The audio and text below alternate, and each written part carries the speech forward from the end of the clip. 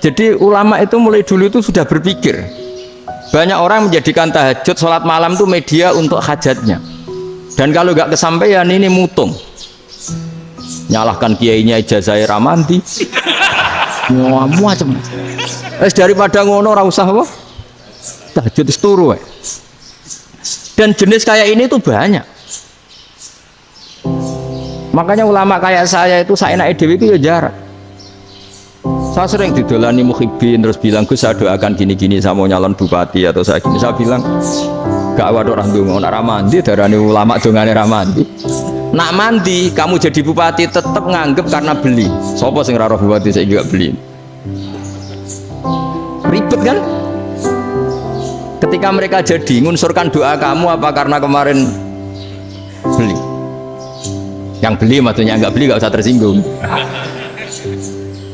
Jadi ribet ngadepin. Nggak artinya gini loh, boyo doa itu jangan dipakai begitu loh. Kalau minta nasihat, tak nasihati jadi bupati yang baik, gubernur yang kalau minta doa itu resikonya. Akhirnya gigi kalau diminta doa ya doa, sebenarnya diisinya itu nggak doa kemenangan. Itu nggak selamat gitu. Karena ribet. Makanya Islam itu doa itu setelah iman. Aturan iman benar baru doa. Aturan iman benar termasuk Allah itu yaf'alu ma yasha, boleh melakukan yang dikehendaki. Allah nggak boleh terdikte oleh doa kita, nggak boleh. Ya saya ulang lagi ya, madzhab Hasan Asyadzili ini khas kita. Jadi la ilaha illallah itu didahulukan sebelum istighfar. Tapi kebalikannya madzhab Imam Sanusi itu dibalik. La ilaha illallah itu kalimat yang sakral. Karena yang sakral dibutuhkan muqaddimah, yaitu yang melafadzkan harus yang sudah bersih, yang sudah steril baru melafadzkan la ilaha illallah. Maka dalam madzhab Sanusiyah istighfar dulu baru la ilaha illallah. Nah dalam madzhab Abul Hasan Asyadzili kebalikan, istighfar itu sah setelah sahnya tauhid. Kamu ikut mana tuh? Asyadzili apa Sanusiyah? Alhamdulillah sama-sama tidak paham ya sudah. Akhirnya sudah. Ya nggak kemana-mana kan. Jadi apa ya? Terus ini saya teruskan ini biar khas pesantren atau khas NU lah, kalau bahasa Pak Rektor khas NU. Ini Ben sampean tahu beberapa perbedaan itu lazim, halaman 24. Ya halaman 24 sama 25. Tak baca ini masih orisinil. An Sufyan bin Uyainah, ini juga gurunya Imam Syafi'i. Kata Sufyan bin Uyainah, beliau cerita kana Isa wa Yahya alaihi salam ya'tiyanil qaryah fayas'alu Isa an syirari ahliha wa yas'alu Yahya an khiyari ahliha. Jadi Nabi Isa dan Nabi Yahya itu satu generasi, sama-sama masih muda. Kalau di satu kampung yang Nabi Yahya tanya, ini keluarga terbaik siapa? Saya mau nginap di situ karena kumpul orang baik itu nyaman. Kalau Nabi Isa kebalikan, keluarga terburuk mana ya? Saya tak di situ. Nah, terus akhirnya faqala lahu Yahya lima tanzilu ala syirarin nas. Kenapa kalau kamu bermalam kok malah kumpul orang-orang yang nakal? Innama ana tabibun udawil mardo. Saya ini nabi para dokter, di mana-mana dokter yang ngumpuli yang sakit, ngobati yang sakit. Makanya di NU itu ya banyak Kiai Jazab mengumpuli yang nakal-nakal. Nak tepak yang ngentas yang nakal, nak ora tepak ya katut. Ini adu nyali lah sudah gitu. Tapi itu ada ilmunya, yaitu niru Nabi siapa? Isa. Kalau kamu dokter penelitian tuh cari daerah yang banyak pandemi apa yang bersih? Yang banyak pandemi, karena yang namanya penelitian ya di situ kan. Kalau kamu dakwah ngentas kemiskinan, ke daerah miskin apa daerah kaya? Nah sama, kalau ngentas kefasikan ke daerah fasik apa daerah orang soleh? Fasik. Tapi itu Nabi Isa. Nah kalau kamu tidak Nabi kan potensinya kan ngacut itu. Tapi setidaknya bahwa kita sering disalahkan karena punya beberapa tokoh yang ngancani fasik-fasik, itu sebenarnya ada dalilnya, yaitu Nabi siapa? Isa. Nah terus masalah tegas dan lunak. Ketika ada mahasiswa misalnya pacaran, boncengan lanang dan perempuan, itu pilihan kita apa?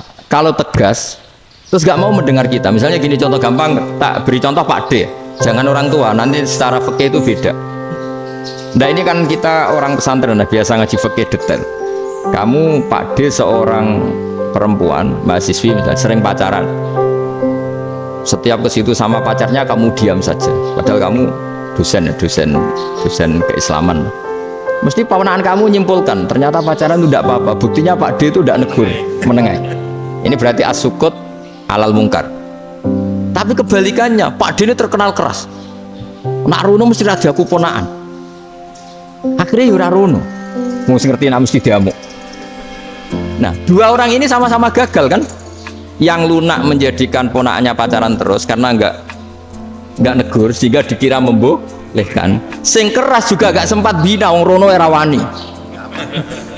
Akhirnya dua orang ini sama-sama enggak ketemu, sama-sama enggak berkesempatan membina kan? Gagal membina kan?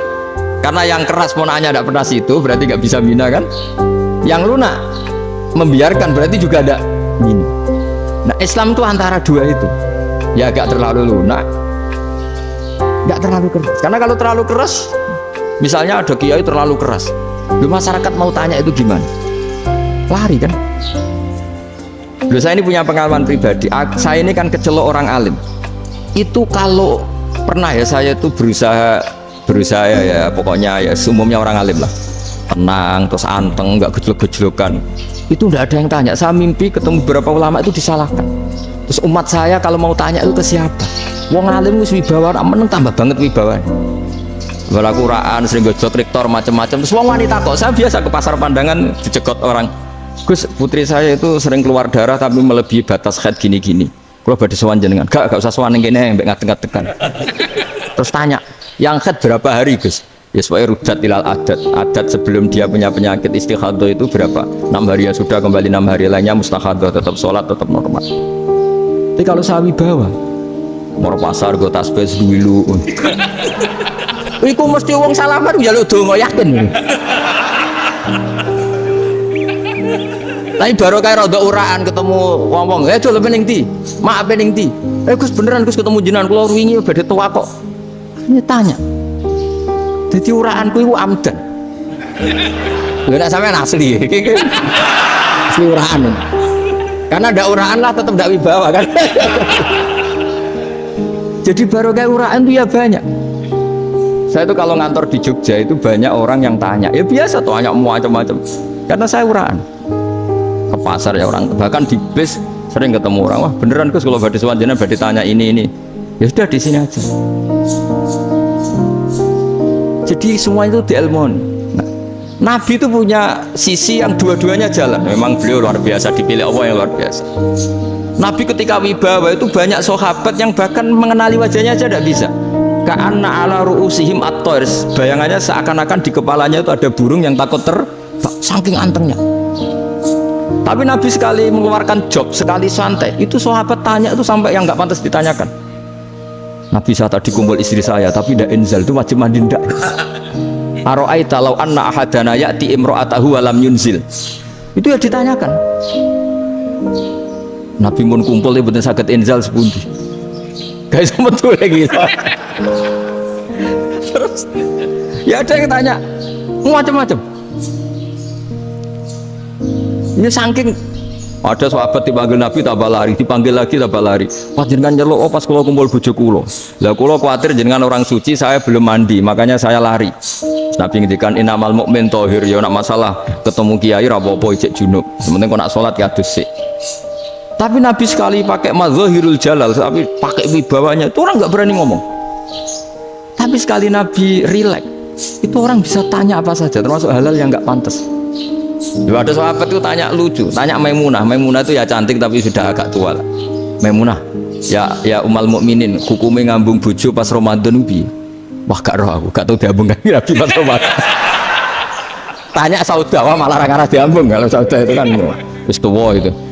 Lucunya istrinya aja jawab, tanya Aisyah yang mungkin Nabi, iya yang mungkin tanya Aisyah. Itu yang usul ya istrinya Nabi Maimunah. Selalu Aisyah, tanya Mbak Aisyah. Ya Amirul ya umal mukminin gini-gini. Wah Aisyah yang cantik masih perawan kan. Qabbalani Rasulullah bahwa oh Nabi biasa ngambung-ngambung pas Ramadan dan beliau tetap puasa. Akhirnya pakai ngarang kan wa takbil fi Ramadan wa tublah la tubtilu shauma ngambung ora. Niku ya udah biasa dhisik. Ya nasib bojone ayu. Nah ini artinya seasik itu gitu. Jadi garwane Nabi sing ngrasa wis rodok tuwa. Wah, aku ora tahu ya. Kok Aisyah. Serilek itu dulu itu. Maksudnya orang-orang Islam pertentangan itu. Makanya dia balik Semua ini bedanya orang pesantren sama orang kampus. Kalau orang kampus mau cerita agama itu rahmatan lil alamin, tapi nyontokno rileke ora iso. Agama itu rilek, tapi nyontokno rileke ora iso. Mergo ya rapati ngaji. Contohnya ora iso, tapi mau gawe kaidah bahwa Islam itu rahmatan. Jadi Nabi itu lah, Allah juga gitu. Allah itu kalau sudah memperlihatkan madzahirul jalal, itu mbok malaikat Jibril rawan. Ketika Allah dengan madzahirul jalal. Tapi kalau Allah dengan madzahirul jamal, madzahirul apa? Jamal. Iku ya gojo-gojo kan ambek makhluk juga gojo. Yo buli-bulian jorosan. Ya sampean delok ning hadis syafaat itu, akhiru man dakhalal jannah atau akhiru man kharaja minan nar, itu di beberapa judul. Ada seorang rojul yang ahli neraka ya, dintas baik pangeran, terus ditudono swarga. Gusti, swarga sengiler tok ora wong wayu roh, wis mung ngiler tok. Ngerjaluk Gusti mosok roh tok ora oleh mlebu. Jarimu asal mlebu metu kon neraka ora jaluk-jaluk meneh. Sumpah lo ya, gak jaluk apa-apa neh. Mboten Gusti. Sekali saya keluar dari neraka ndak akan minta apa-apa lagi. Wallahi, wallahi, la as'alu ghairaha. Mesti ghaira khoslah, ghaira tilkal khoslah. Ya niku pokoke selain keluar dari neraka saya ndak akan minta lagi. Didono swarga wong do kelono seru ribet kan.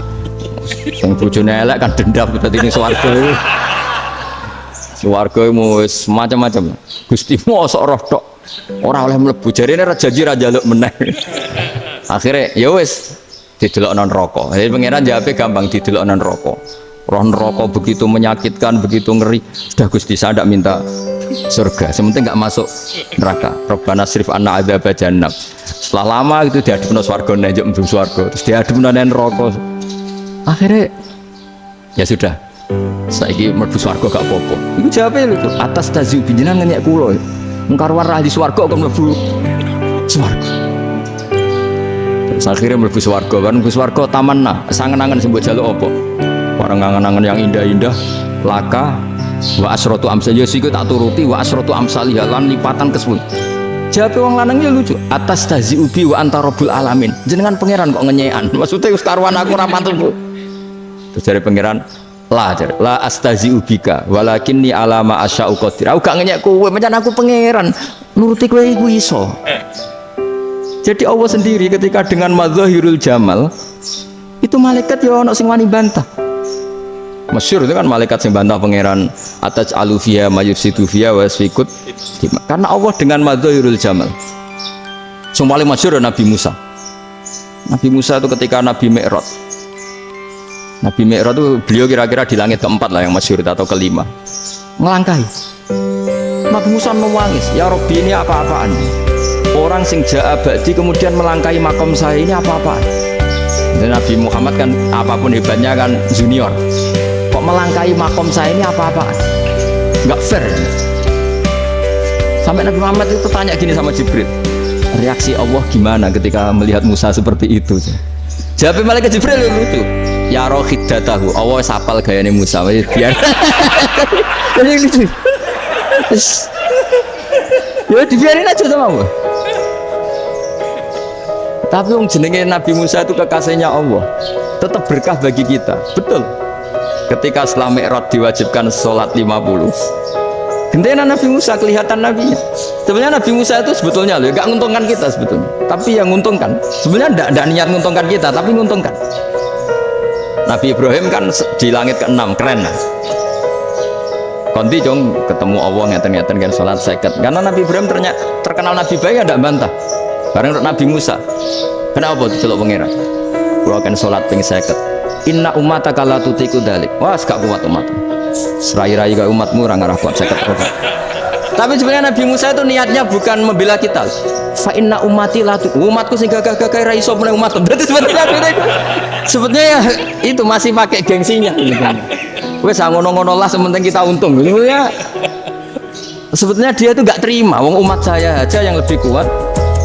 Gak kuat apalagi umatmu. Dan terus sebut ini irji ila rabbika fas'al takhfif. Itu berarti Allah dengan madzahirul jamal.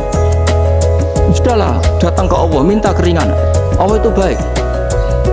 Minta, ambek Allah ya diringan mau 5 tok, jadi cek 45.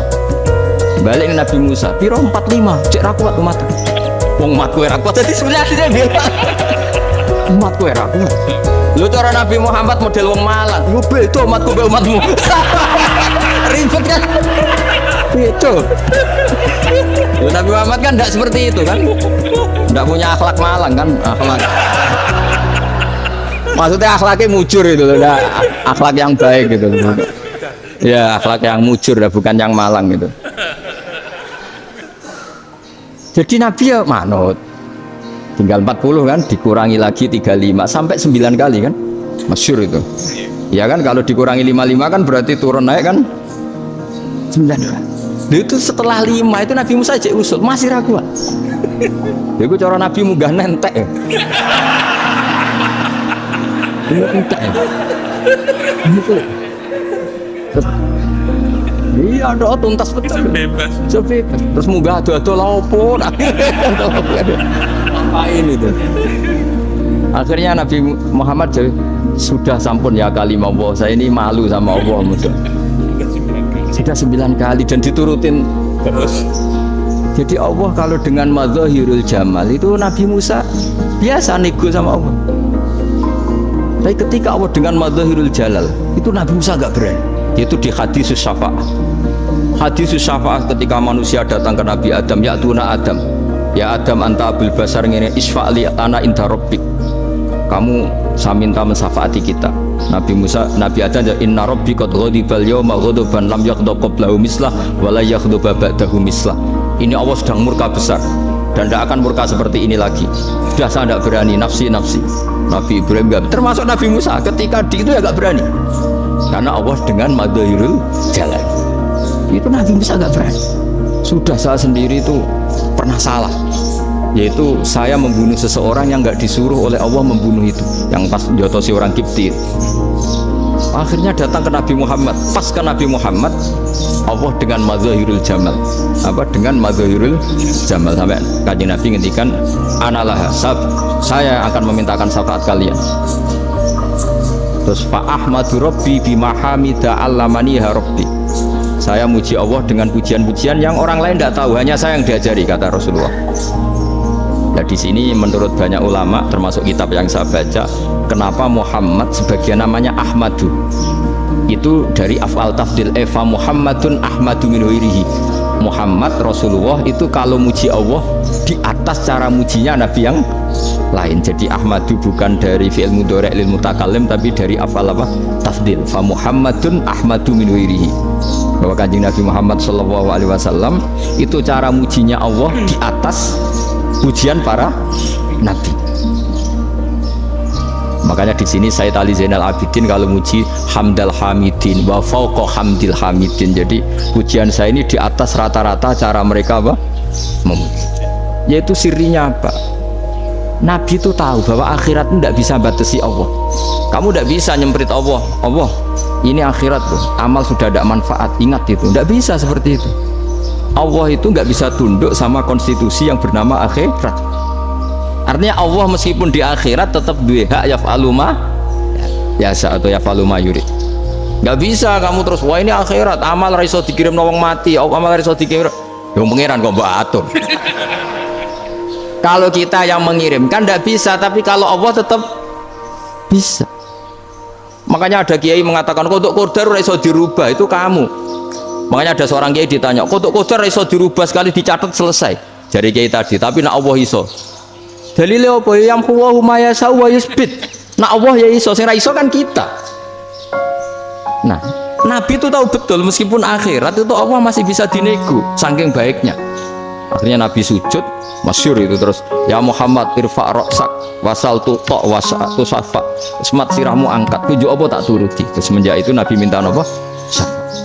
Artinya apa? Ketika Nabi lain berpikir bahwa akhirat ini membatasi amal, karena sudah Nabi tahu betul kalau Allah tetap Allah, yang nggak terbatas kekuasaannya, nggak terbatas rahmatnya juga saat di akhir. Makanya disebut fa Muhammadun Ahmadu min ghairihi. Makanya wa mubasyiron bi rasuli ya'ti mim ba'di ismuhu Ahmad. Jadi makanya terus banyak GNO yang macam-macam lah. Ono sing potongane wedi itu hati-hati. Itu berarti makomnya Madhahirul Jalal. Ono sing amin guyon nek makomnya Madhahirul Jalal. Ono sing ra jelas ngene iki, sesuk jelas. Nak guyu buanter kok nak nangis yo buanter. Jebule urusan utang. Lah ini sudah yang udah. Jadi makanya yang rileks saja. Sebenarnya agama ini santai, rileks karena agama ini harus bifarohin wasururin. Enggak boleh agama ini dibawa dengan kekerasan, dengan antisosial. Karena agama ini harus kul bi fadlillah bi rahmati fa bidzalika falyafrahu, harus senang, harus rileks.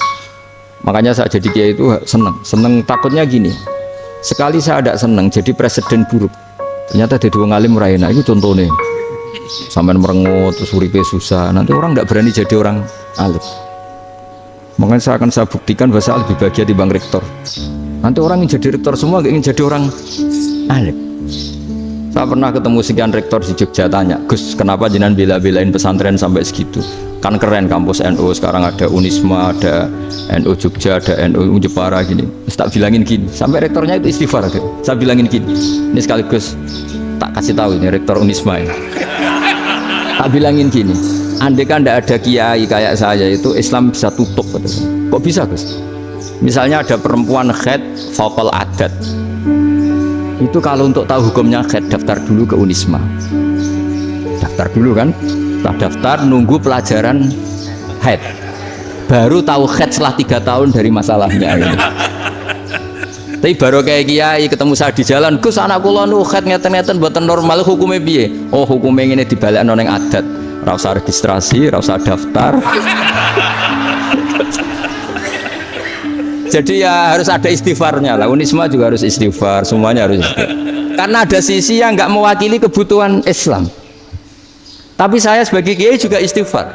Karena fakta hukum mengatakan yang boleh jadi KUA yang jabat, yang boleh kemenak yang punya gelar. Dan ini yang mengawal Islam secara undang-undang karena mereka yang bikin. Nah karena kiai tidak punya gelar tidak bisa jabat di situ. Saya juga istighfar. Jadi tidak sampai untuk istighfar. Karena yang kebutuhan ini terwakili yang punya gelar. Tapi yang punya gelar juga harus istighfar tadi. Mosok kepen roh hukum haid ngenteni kuliah se. Ngentek itu aja nanti nunggu guru yang pas mata pelajaran itu. Terus kapan dia ini sholat wong jawabannya belum ketemu. Tapi baru kayak saya kan ketemu di jalan tanya. Terus saya sering ketemu. Gus saya ini bapak angkat. Mau nikahkan putri saya itu gimana itu kalau cerita wali sebenarnya anak saya sok, kalau nggak cerita nggak sah karena saya bapak angkat. Itu banyak.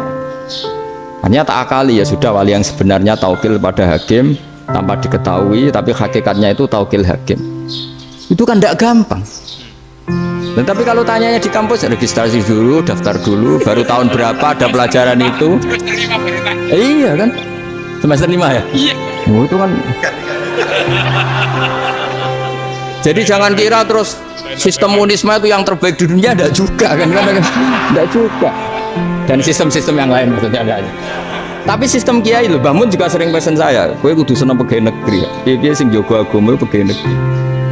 Kemarin pas acara 7 harinya Gus Roba saya matur itu di depan para kiai. Setelah saya jadi kiai ya itu nyata.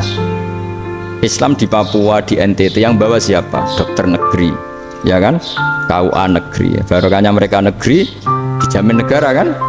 Barokahnya Muslim berkebutuhan Islam. Akhirnya bikin musola di situ, bikin masjid. Bahkan di Korea Utara itu ada masjid bawaan duta besar. Karena banyak duta besar Muslim berkebutuhan. Yang bisa gini itu yang negeri apa yang swasta? Negeri lah. Di sini kiai tidak mewakili semua kebutuhan apa? Islam.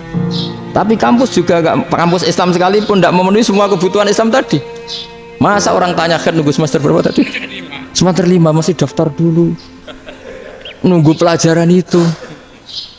Ayahnya pas ketemu dosennya, wong saya tidak pernah kan ribet kan?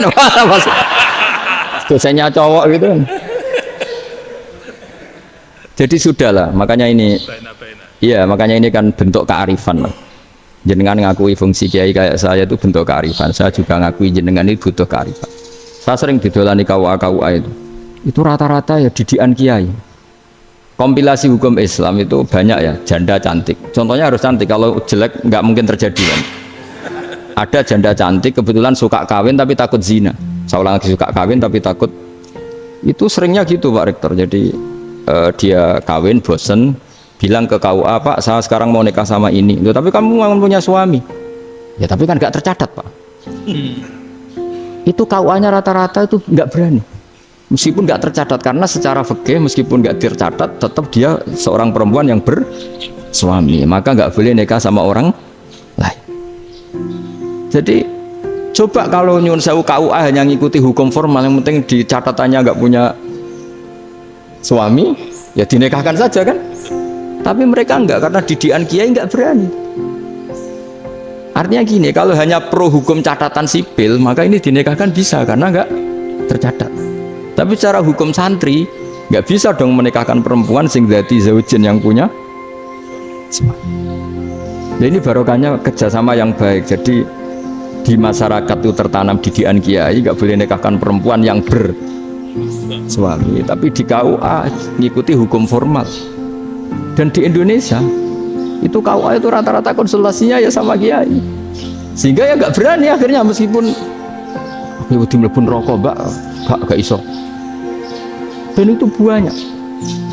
Seorang lagi ya, makanya ini kan pesantren itu nggak boleh mati. Orang kiai-kiai kayak saya nggak jelas-jelas itu harus lebih jelas lagi.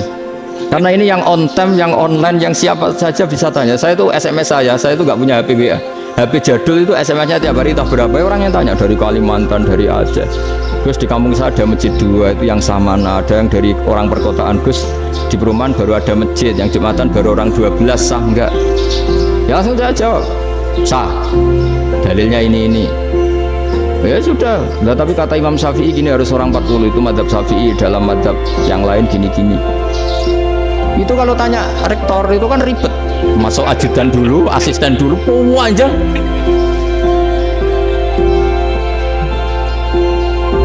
Wah itu kan ribet kan. Manggil dosen dekan VAI, dipanggil dekan VAI nggak mau langsung jawab, cari dosen yang nekuni itu. Usul fikih saya nekuni itu baru seminar, nunggu dulu mbak, ini orangnya baru. Panjang kan. Bisa tutup Islam kalau kesuwen.